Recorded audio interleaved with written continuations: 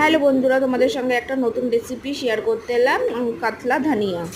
তো প্রথমে কী করে মাছটাকে ভালো করে ধুয়ে নেবে। কাতলা মানে পিসগুলো আমার বড় বড়ই ছিল, তো ভালো করে ধুয়ে নেবে। নুন, হলুদ আর তেল একটুখানি সর্ষে দিয়ে ভালো করে ম্যারিনেট করে রেখে দেবে কিছুক্ষণ, 5 মিনিট মতো রাখলেই হবে। তারপরে ভালো করে কড়াইয়ের মধ্যে তেল গরম হয়ে গেলে ওর মধ্যে কালো জিরে ফোড়ন দেবে।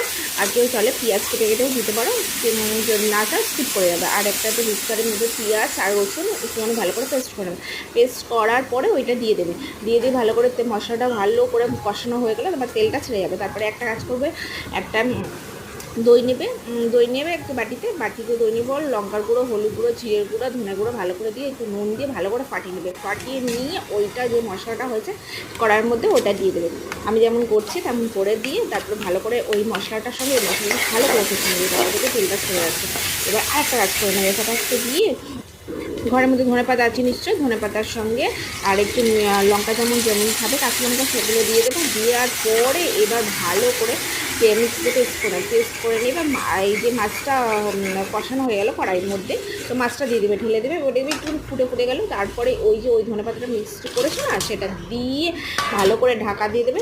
ফুটে যাবে, দেখবেন তেল ছেড়ে দিয়েছে। আর ওপর থেকে পারলে একটু কাঁচা লঙ্কা দেবে, একটু ধনেপাতা দিয়ে দেবে, যে যেমন পারো দিয়ে দেবে।